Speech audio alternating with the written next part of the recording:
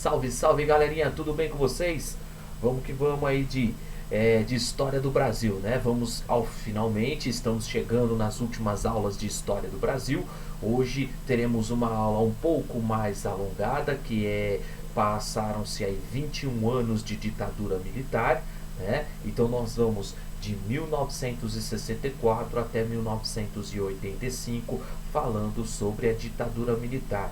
Ditadura militar que para alguns é considerada como uma revolução, né? Mas para ser considerada uma revolução, tal como dizia o próprio Geisel, né? Para ser considerada uma revolução, ela precisa ser um movimento por alguma coisa e não contra alguma coisa. Diferente do que foi a ditadura militar, que foi um movimento contra a subversão e contra a corrupção. Essas são as falas de Geisel, tá? E aí, nesse contexto que nós iniciamos, portanto, a nossa aulinha de ditadura militar. Para falarmos sobre essa ditadura militar que começa com o Castelo Branco, tá? Vamos passar aqui por alguns antecedentes, por alguns acontecimentos que ocorreram anteriormente, tá, pessoal? Até a posse do Castelo Branco. Vejam, nesse momento nós temos um esgotamento do populismo getulista, né? Então nós temos a manifestação das massas, as greves, agravamentos sociais e esse esgotamento do populismo que foi iniciado aí por Getúlio Vargas e prosseguiu ao longo desse breve período democrático que nós tivemos até o Jango, tá? Outro ponto importante aqui é o temor dos Estados Unidos que na América houvesse a possibilidade de novas revoluções, tal como a que ocorreu em Cuba, né? A Revolução Cubana que levou lá ao fechamento das fronteiras desse país por parte do governo norte-americano. E aqui é interessante também nós vermos, pessoal, que para que a ditadura militar ela fosse colocada em prática, tá? Para que ela ocorresse de fato, nós temos os militares já elaborando um plano de governo. Eles já tinham um plano de governo longo nas mangas, né? Então nós já tínhamos isso por parte dos militares, que eram apoiados pelos setores civis conservadores, como a classe média, a burguesia e os investidores norte-americanos. Esses são os grupos que nós não podemos deixar de elencar aqui. Lógico que com o passar do tempo, alguns desses apoiadores, eles irão deixar de apoiar a ditadura militar e passarão a combater a ditadura, tá? Mesmo porque a ditadura ao longo de seus anos ela vai mudar o seu tom e não passará somente a conter aqueles que eram considerados comunistas. Ela vai também atuar contra todos aqueles que queriam uma democracia, independente se eram liberais ou se eram democratas ou se eram comunistas. Para a ditadura militar, o importante era afastar de uma só vez esses indivíduos que queriam ou que aspiravam o poder, ok? E um outro ponto interessante também a ser colocado aqui é a doutrina de segurança nacional. Essa doutrina de segurança nacional que ela começou a ser já treinado, né? Os militares já passaram a ter esse treinamento desde a formação da Escola Superior de Guerra, lá durante o governo de Eurico Gaspar Dutra. E nada mais interessante ressaltarmos aqui sobre o Castelo Branco. O Castelo Branco de origem cearense, né? Ele que fez carreira militar, principalmente voltado à educação militar, ele foi um dos membros da ESG. Ele teve treinamento na ESG, foi treinar fora do Brasil com treinamento norte-americano, depois voltou, atuou ali como chefe supremo do exército, tá? E ali ele teve somente um momento de separação do exército somente no Comando Supremo Revolucionário desse exército, mas o Arthur Costa e Silva que assume esse ponto, tá? Essa cadeira. Mas entre os militares, entre as confabulações que houve aí pelos bastidores, o general Castelo Branco, o general Castelo Branco consegue articular o apoio necessário para que ele fosse escolhido como o primeiro presidente do Brasil dentro desse momento que nós chamamos aí de ditadura militar. Vejam vocês, nós teremos, portanto, a vacância da presidência a partir do dia 2 de abril de 1964. Ranieri Mazzilli, que era o presidente da Câmara, ele vai assumir interinamente a presidência, pressionado pelo Comando Supremo Revolucionário, que já articulava um poder longo à frente do Brasil. Ele acaba baixando o primeiro ato institucional, que vai ser um dos principais mecanismos que dará fomento e base para a escolha dos presidentes que irão vir posteriormente. O primeiro presidente ele é escolhido de forma indireta pelo Congresso Nacional, que será pressionado pelo Comando Supremo Revolucionário a escolher o Humberto de Alencar Castelo Branco, depois de várias articulações. Ele acabou ganhando aí do Juarez Távora, que era um dos seus principais oponentes dentro dessa eleição aí, tá? Foi apoiado pela UDN, né? Foi apoiado aí por setores tradicionais e conservadores da sociedade, por grandes empresários, empresas que hoje fazem parte aí do Brasil, Ultragaz, né? Nós temos a Fiesp também apoiando esse momento em que o Castelo Branco assume o controle do país. Fato é que o ato institucional é baixado antes da escolha do primeiro presidente. Já nesse primeiro ato institucional, nós temos lá como pontos do ato institucional a cassação dos mandatos e a suspensão dos direitos políticos de parlamentares opositores ao regime, revogação dos direitos de Jango como presidente, tá? Revogação também das leis e dos decretos que o Jango fez antes dele renunciar ao cargo, né? Então, a reforma agrária proposta pelo Jango, aquela mini reforma agrária, as refinarias de petróleo e até mesmo a lei de remessas e lucros, elas vão ser revogadas posteriormente. Primeiro pelo ato institucional e a lei de remessas e lucros posteriormente pelo Humberto de Alencar Castelo Branco, o primeiro presidente do Brasil. Prisão dos opositores, demissão de funcionários públicos e a eleição de forma indireta para presidente. Aqui, pessoal, na demissão de funcionários públicos, é interessante aqui ressaltar para vocês duas figuras importantes aí do meio acadêmico, tá? Florestan Fernandes, que era professor da Universidade Paulista, né? Aqui da USP.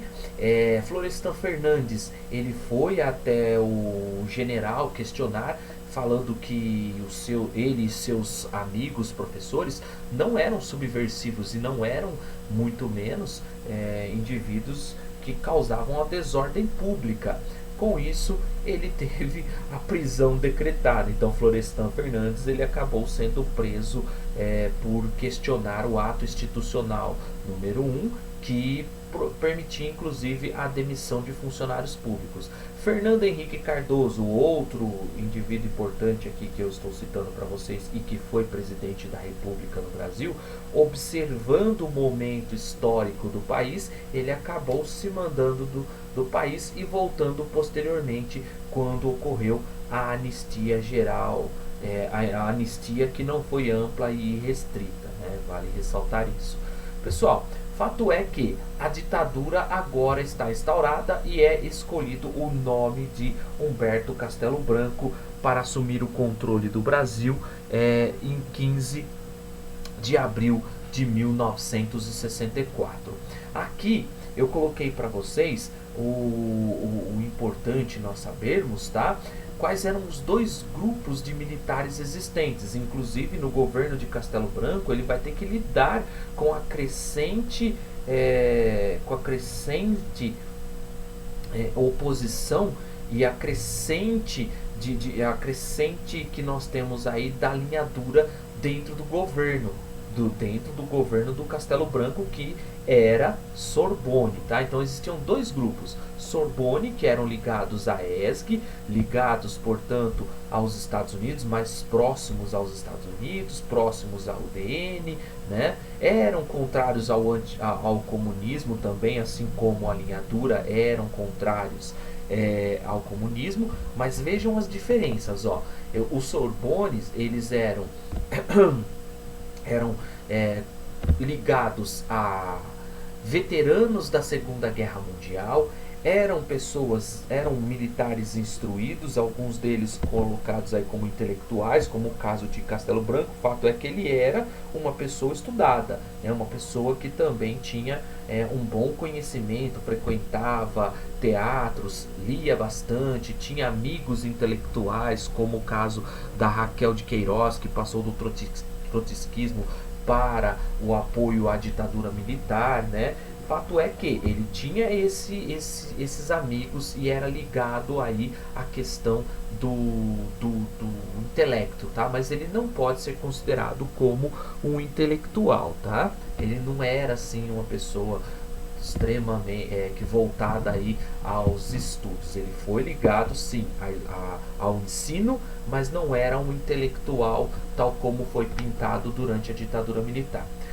Sorbonne, então, eram anticomunistas, acreditavam num executivo forte e as soluções para o problema do Brasil ela deveria vir de soluções técnicas, e também defendiam a devolução do poder às mãos dos civis. Mas a gente vai ver que durante o governo do Castelo Branco, que vai de 64 a 67, pessoal, nós vamos ver que é durante o governo dele que são criados os mecanismos que darão suporte para o endurecimento dos militares com o ato institucional número 5. Só foi possível o ato institucional número 5 graças aos atos institucionais anteriores às emendas parlamentares e às emendas constitucionais que foram sendo incorporadas aí à Constituição de 67, tá? Fato é esse, pessoal. Então nós vamos ter os Sorbones governando de 64 a 67 e de 74 a 85. Então os dois últimos governantes, o Geisel e o Figueiredo, são ligados à Sorbonne.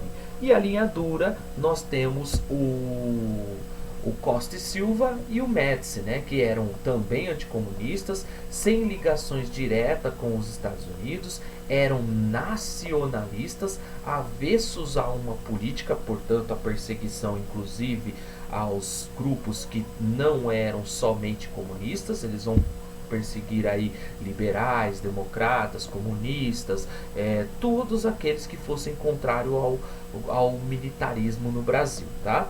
E defendiam um governo forte que afastasse definitivamente qualquer ameaça comunista do país. Bom, Castelo Branco vai governar então de 15 de abril de 1964, como eu já falei para vocês, que ele foi empossado, até 15 de março de 1967. Governaria até 66, quando foi articulado uma prorrogação do seu governo, e aí posteriormente a isso nós teremos de forma indireta o Costa e Silva sendo escolhido para ser o sucessor de Castelo Branco. Ele foi o articulador do golpe, como eu falei para vocês. Esse golpe, que foi a ditadura militar, chamada por eles, inclusive pelo Castelo Branco, foi chamada de Revolução de 64, mas já expliquei para vocês anteriormente que o próprio Geisel fala que não pode ser chamado de revolução porque eles não propõem algo novo, eles são um movimento contrários à subversão e à corrupção, ok?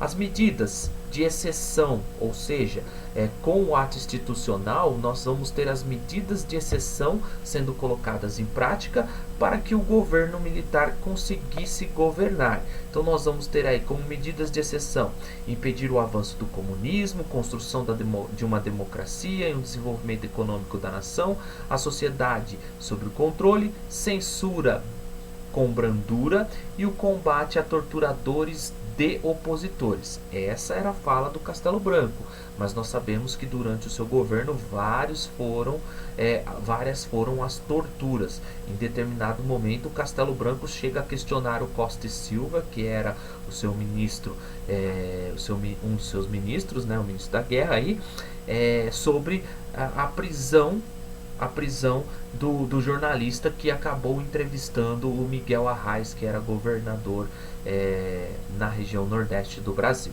ok? Coloca em prática o PAEG, que é o Plano de Ação Econômica do governo. O que visava esse Plano de Ação Econômica, que era liderado, que foi feito pelo Roberto Campos, que era do Planejamento, e da Fazenda, que era o Otávio Bulhões. O que eles pretendiam? Eles pretendiam controlar a economia do país, tá? Então nós vamos ter os cortes de gastos. Esses cortes de gastos vêm inclusive com a demissão de funcionários públicos, aumento de impostos, de tarifas que irão sufocar os mais pobres. Essas tarifas elas serão ampliadas durante o governo Médici. Fim da lei de estabilidade, portanto permitindo a demissão de funcionários públicos.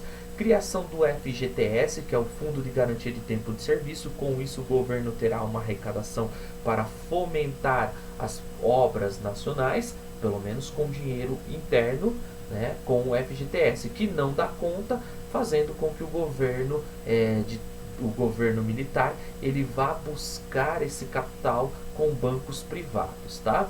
Nós teremos também a restrição de crédito, o arroxo salarial e a recessão e, além disso, um desemprego. Aqui no arroxo salarial vale uma ressalva aqui, pessoal. O arroxo salarial significa o seguinte, que o salário do trabalhador ele passa a ficar encolhido frente ao processo inflacionário. Nós vamos ter um controle da inflação nesse período? Sim, a inflação nesse período ela vai chegar em 66 a 38,6%, tá? Mas, vejam, com essa inflação controlada não significa que o salário do trabalhador também aumentou.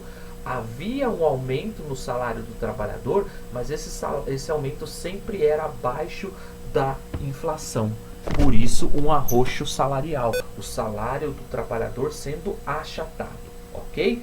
Favorecimento para a entrada de empresas estrangeiras, tá? E aí nós vamos ter os partidos sendo perseguidos, os sindicatos e os setores sociais também sendo perseguidos, mas ainda não é o fim desses partidos, tá? Nós vamos ver no ato institucional número 2 o fim do pluripartidarismo.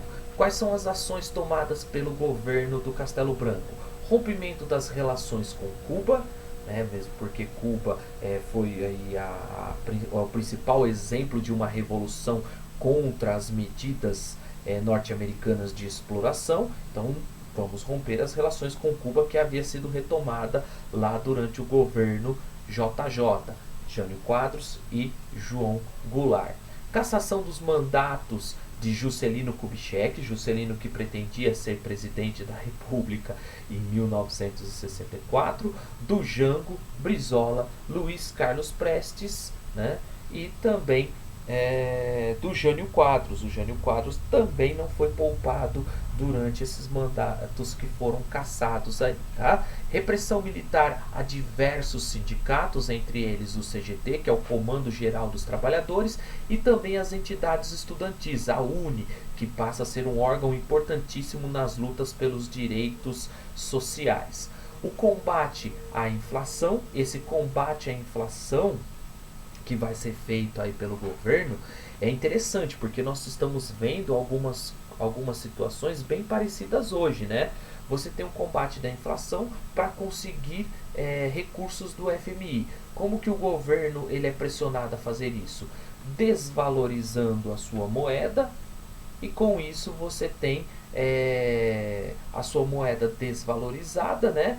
E você tem recursos de fora, você tem a entrada de capital estrangeiro, você tem a entrada de multinacionais estrangeiras também, né? E você tem aí, portanto, um favorecimento ao capital norte-americano. É bem parecido com o que nós estamos vivenciando hoje, com essa desvalorização do real. Desvalorização que prejudica as classes mais pobres. O fim da lei de remessas de lucros que eu havia comentado com vocês, que foi colocada em prática pelo João Goulart, né? Aqui coloquei uma fotinha da polícia perseguindo seus opositores e alguns dados referentes aos funcionários, a quantidade de pessoas que foram demitidas, caçadas e presas para vocês. Nós teremos durante o governo do Castelo Branco a criação do SNI, o Serviço Nacional de Informação.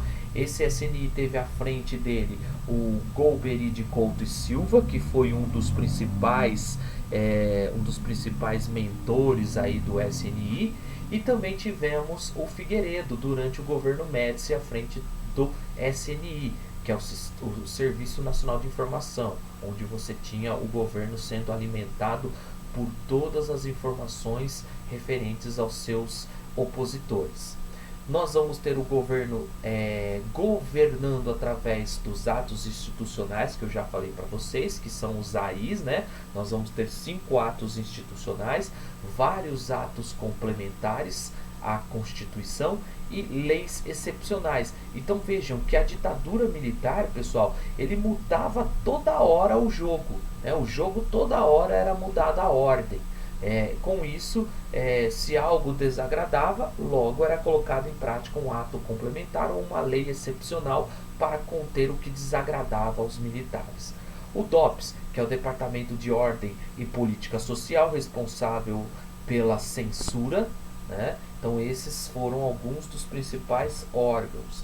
Em julho de 64 nós teremos, como eu já adiantei para vocês, a prorrogação do mandato presidencial do Castelo Branco, levando à impopularidade do governo e inclusive à insatisfação de muitos que o haviam apoiado. Entre eles o Carlos Lacerda, que em um primeiro momento estava todo feliz com os militares assumindo o controle do país, falando inclusive em uma entrevista para o Castelo Branco, que o Castelo Branco estava libertando o Brasil do Mar Vermelho e enfim poderíamos entrar em um Castelo Branco, né?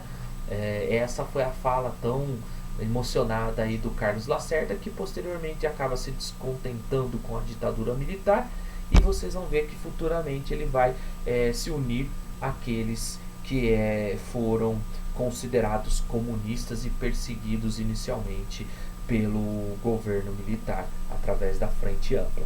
Mas isso é um assunto para a próxima aula, pessoal. 1965 nós teremos as eleições em 11 estados.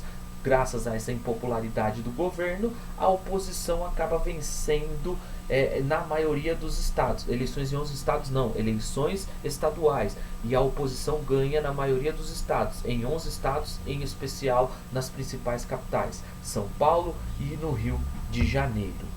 Bom, pessoal, e aí vamos lá, né? Vamos continuando aí com o governo Castelo Branco.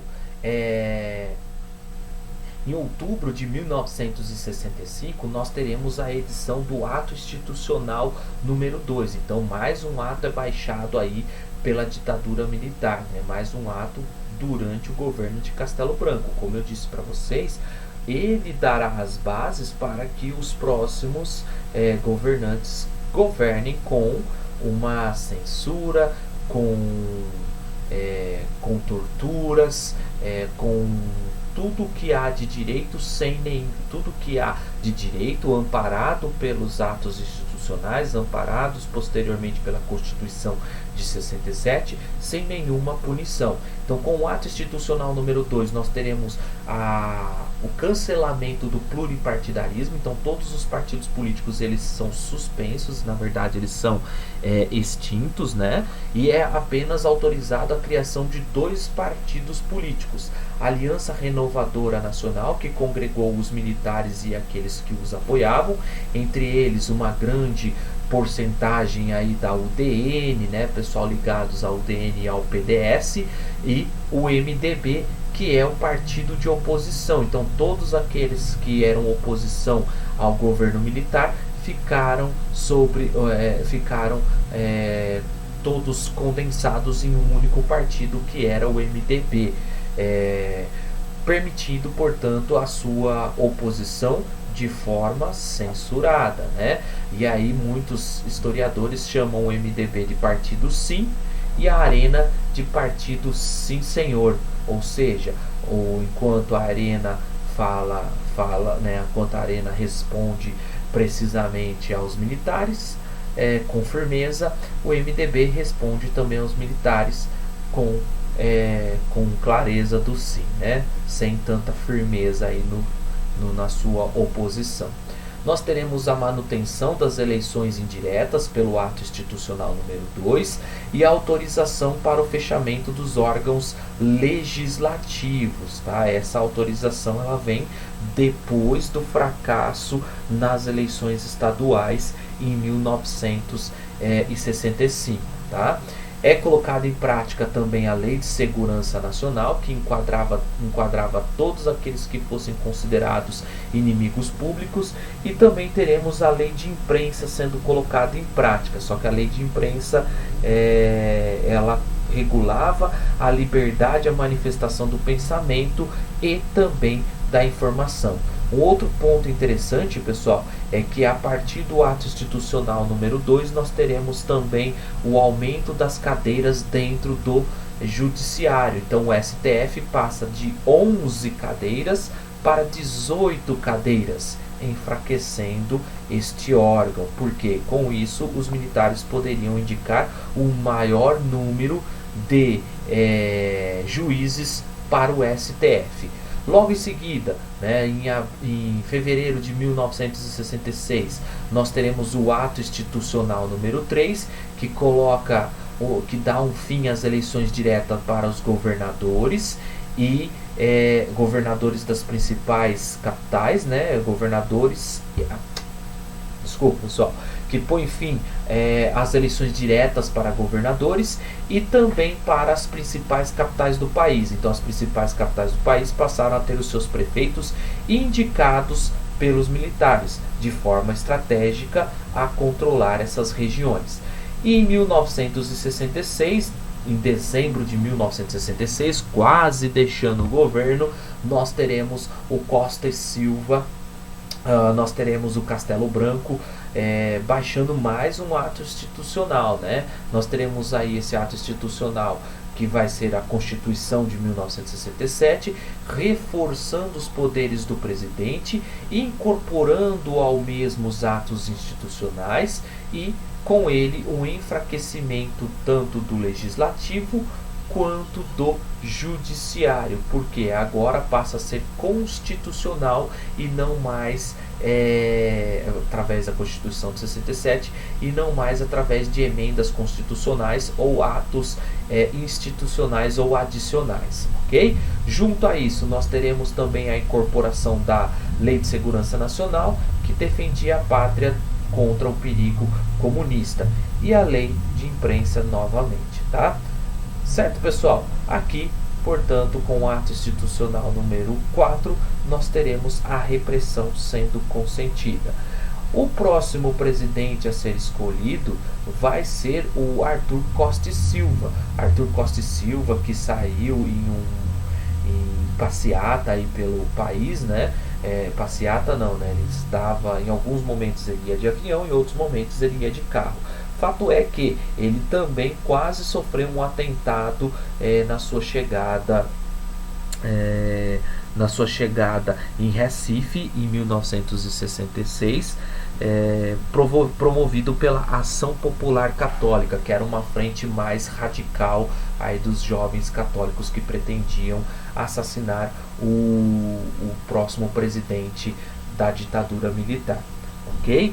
Um adendo aqui para vocês: no próximo governo, que é o governo de Arthur Costa e Silva, nós vamos ver os principais grupos que passaram a lutar armados contra a ditadura.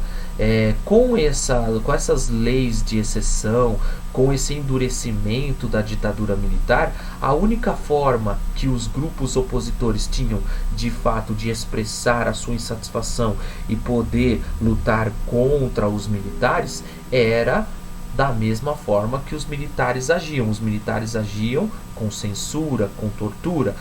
Os opositores também passaram a se armar e passaram a praticar atentados contra a instituição pública e contra os presidentes ou até mesmo parlamentares, né? Nós teremos em 65 no Rio Grande do Sul uma luta armada promovida pelo Brizola, que acabou fracassando. Em 67 nós teremos outra luta armada em Minas Gerais, liderado aí pelo MNR, que também acabou fracassando. Fato é que a sucessão estava feita, Arthur Costa e Silva havia sido escolhido como próximo presidente, ele que foi ministro de guerra do Castelo Branco, e o Castelo Branco em uma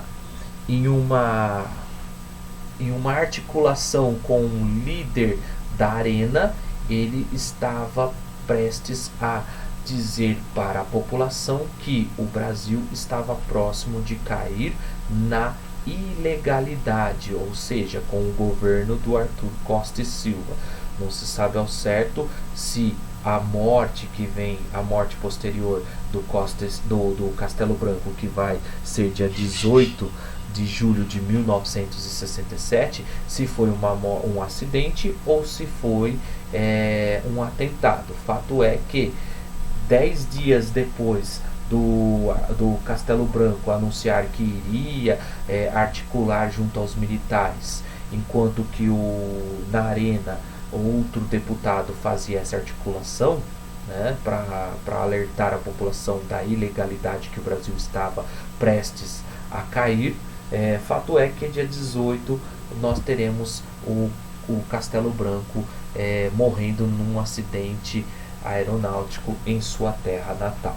E assim iniciaremos, portanto, o governo do Costa e Silva. Costa e Silva, que passa a governar o Brasil dia 15 de março de 1967 até agosto de 1969. Seu governo é um governo marcado por uma forte repressão policial. Então nós teremos aqui à frente do controle do país a linha dura, tá, pessoal? A oposição, liderado pelos ex-políticos Carlos Lacerda, Jango, JK e Lionel, montam a Frente Ampla, mas 3 meses depois essa oposição ela acaba se dissolvendo e não dá em nada, né? Fato é que nós teremos a Frente Ampla sendo montada, não dá em nada. Nós teremos a UNE em diversas cidades e também no Rio de Janeiro, lutando e também questionando o governo Costa e Silva. Nós teremos em junho a passeata dos 100 mil no Rio de Janeiro, com a participação de padres, intelectuais, artistas. Os operários eles passam a ir para as ruas lutando também e questionando o arroxo salarial. E em abril, lá em Contagem, em Minas Gerais, em Osasco, em São Paulo. Em fevereiro, dia 2 de julho de 1967, nós vamos ter o discurso do deputado federal Moreira Alves, do MDB, boicotando as comemorações da Semana da Pátria, pedindo para que a população não fosse para o 7 de setembro, tá? E aí, logo em 67, no mês 12, após esse discurso do Moreira Alves, os militares entenderam esse discurso como um afronto à ditadura, e em dezembro de 67 nós teremos o ato institucional número 5 sendo baixado. Esse ato institucional que foi o ato mais duro de toda a ditadura militar, apoiado, lógico, pelos atos institucionais que antecederam-o.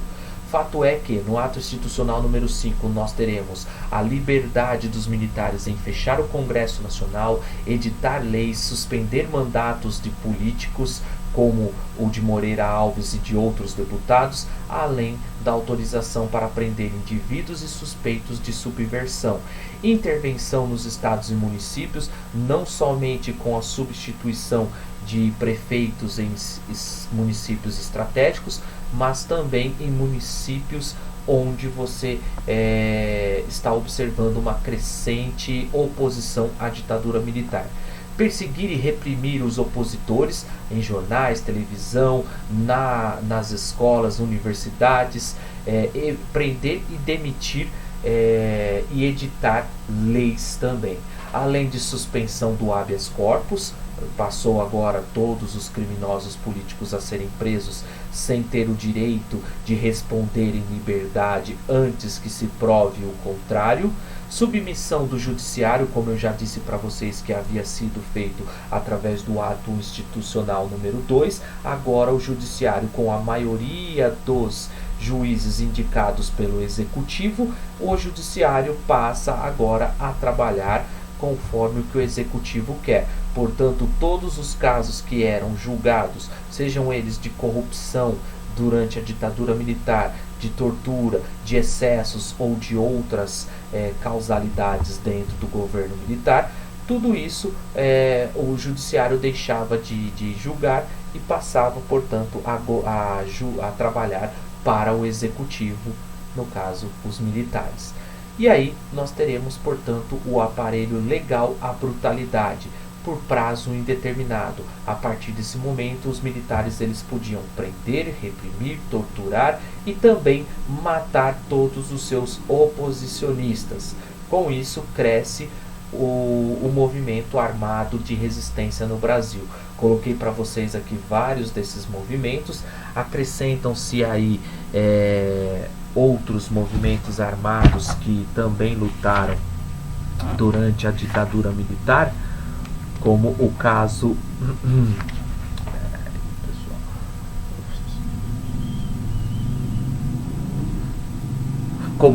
da VPR, a VAR Palmares, já coloquei aqui para vocês, e também do PCBR, né, que é o Movimento Comunista Brasileiro Revolucionário, que não estão... o PCBR está aqui, ó, Partido Comunista Brasileiro Revolucionário, ok? Depois vocês deem uma olhadinha aí nos principais grupos que lutaram. Entre eles, os principais é a ALN, liderada pelo Marighella, ex-deputado pelo Partido Comunista do Brasil. Ele lidera a LNR, e a VAR Palmares, liderada pelo ex-capitão Carlos Lamarca, que vai promover a guerrilha rural do Araguaia, tá? Então esses são alguns dos movimentos que nós teremos, algumas guerrilhas urbanas que irão sequestrar embaixadores, assaltar bancos para fomentar a luta armada no Brasil contra a ditadura militar. Entre os embaixadores que são sequestrados, o embaixador americano Charles Elbrick. E aí, em plena rede nacional, nós teremos a transmissão para sensibilizar a população em prol de suas causas. Ok? Então, deem uma olhadinha lá depois e fiquem atentos que às vezes pode ser que os vestibulares cobrem isso de vocês. Em agosto de 69, nós teremos o Costa e Silva adoecendo. Então ele vai ficar doente, ele é afastado do poder, posteriormente ele acaba morrendo, né?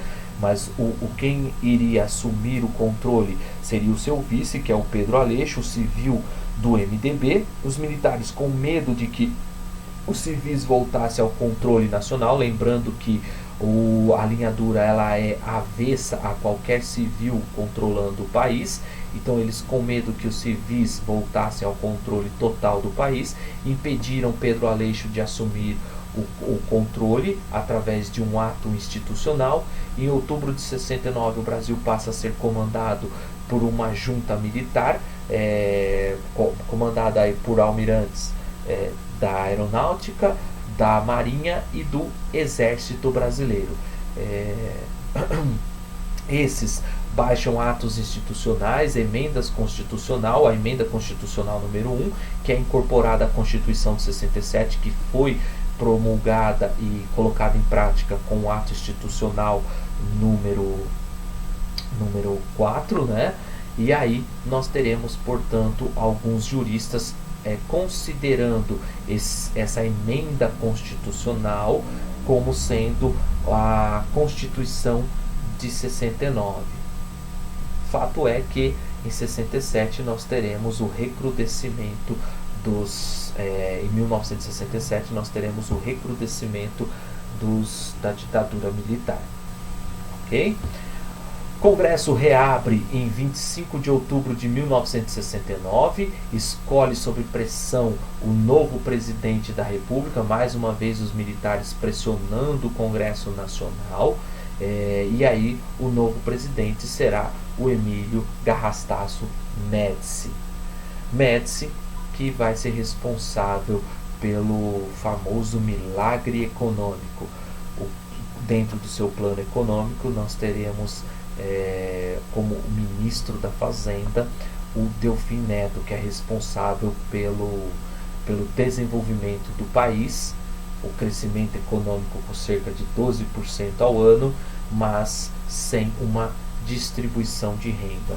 Portanto, nós teremos uma forte concentração de renda durante o governo do Emílio Garrastazu Médici. Final de 69, nós teremos o início da construção da Ponte Rio-Niterói e também da usina hidrelétrica de Ilha Solteira.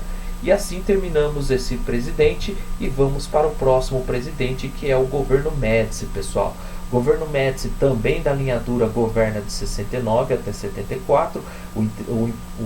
Aqui o bacana de nós vermos a respeito do seu governo é a entrada de refrigeradores e TVs nas residências, né? Para vocês terem uma dimensão, em 1960, no Brasil nós tínhamos apenas 9,5% das residências com esses eletrodomésticos.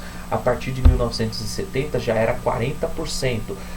Fato é que isso também coincide com o processo de urbanização no Brasil. Tá? O Brasil começa a crescer, a população ela passa a ser mais urbana que rural a partir da década de 60, e isso é fato e é visível também nos números que aqui está sendo mostrado para vocês. Nós teremos casas populares sendo construídas, essas casas populares sendo destinadas à classe média e não às pessoas de baixa renda, aumento de vagas nas universidades federais e a degradação da escola pública estadual. Teremos o início das construções faraônicas, as obras faraônicas, como a construção da Ponte Rio-Niterói, ela acaba sendo finalizada, a usina hidrelétrica de Ilha Solteira também, a construção e a abertura da Transamazônica e a construção da usina de Itaipu em parceria com o BNDES, e em partes o Brasil colocou todo o dinheiro na construção dessa usina, mas fato é que a água do rio ele vai desembocar no Paraguai. Então parte da energia produzida na usina de Itaipu pertence ao Paraguai, 50% do Brasil, 50% do Paraguai. Os anos em que o Médici governou o Brasil são chamados de anos de chumbo, e aí nós temos um slogan, né? Vários slogans, várias propagandas ufanistas nós podemos encontrar durante esse período. Inclusive esse slogan foi recentemente relembrado e revivido pela emissora de TV SBT, colocando lá o Brasil nas eleições atuais, né, e o presidente que foi eleito, e a SBT colocou essa propaganda novamente como sendo parte de sua programação lá. Brasil, ame-o ou deixe-o. Faz parte desse período dos anos de chumbo. Por quê? Nesse período nós teremos a perseguição tanto de grupos democráticos, que são os liberais, ou socialistas e comunistas, tá? Fato é esse, pessoal. Então, o Brasil, ou você concorda com a ditadura militar, ou você vai embora. né? Então, Brasil, ame ou deixe. E nós temos um binômio dentro do governo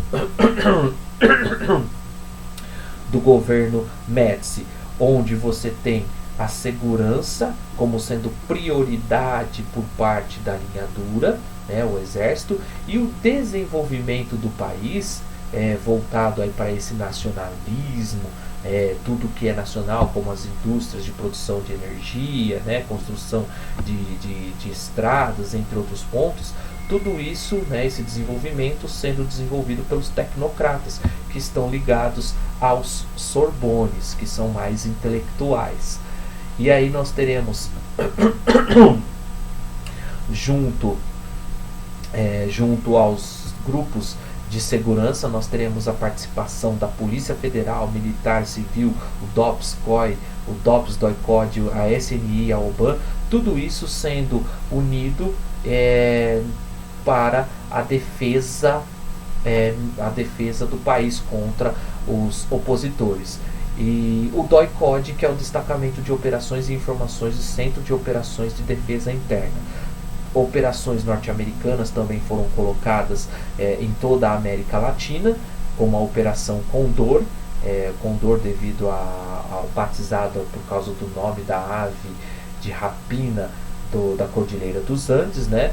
E a propaganda e a imagem do governo militar, ela passa a ser exaltada através desses slogans ufanistas, como por exemplo ufanistas e otimistas, né? Como o slogan ninguém segura mais esse país. Então, a popularidade seguido de uma censura e também de uma propaganda militar. Esses slogans ufanistas e otimistas ajudaram os militares a criar uma imagem de um governo que passava segurança para a população, mas na verdade não havia essa segurança. O que havia era uma repressão militar e um controle dos órgãos midiáticos, tá? E toda a propaganda ufanista e humanista vem aí acompanhado de um momento alegre da seleção brasileira e também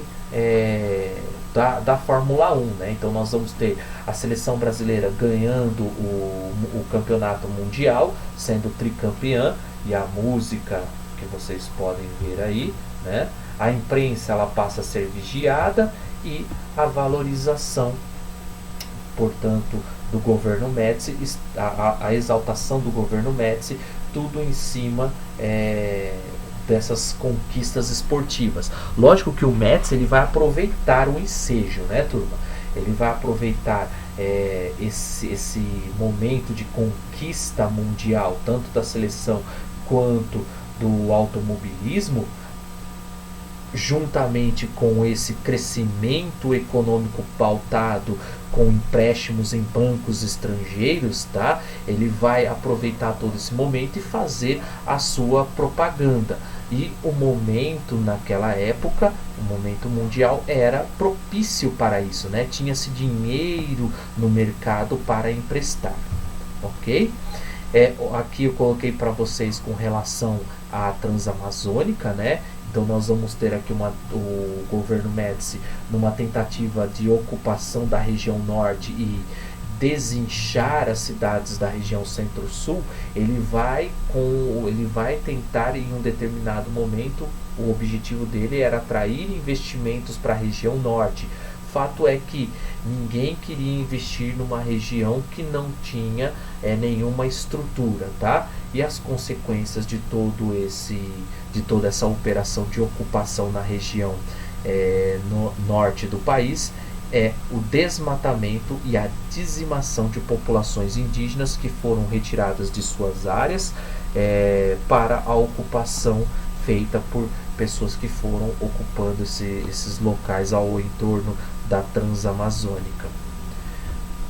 Falando um pouquinho do milagre econômico, em 1969, ele vai durar de 1969 até ali finalzinho de 1974, tá? Esse milagre econômico, ele foi promovido em grande medida pelo ministro da Economia e da Fazenda pelo ministro da Fazenda, o Delfim Neto, através de empréstimos estrangeiros, nós teremos a economia crescendo e a produção e a exportação com a desvalorização da nossa moeda. Esse crescimento do país, ele chega aí a uma taxa de 12, arredondando para 12% ao ano,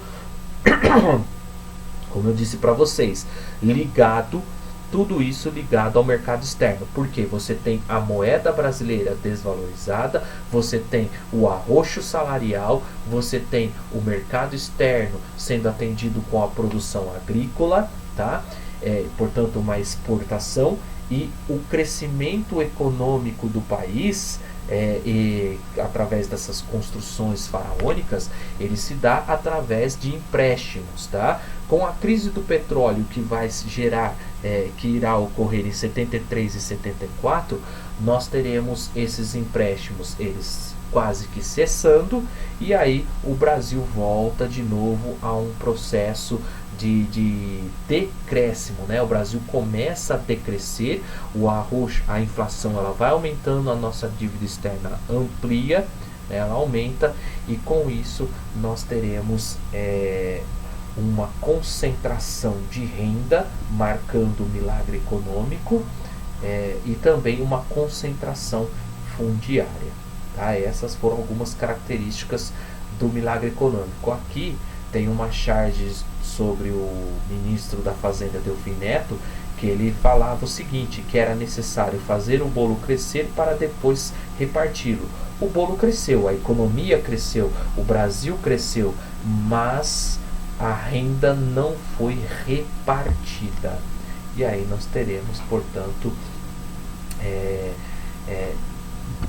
uma concentração de renda nas mãos dos mais ricos. Ok? Voltamos na próxima aula com o governo Geisel. Até daqui a pouco, pessoal!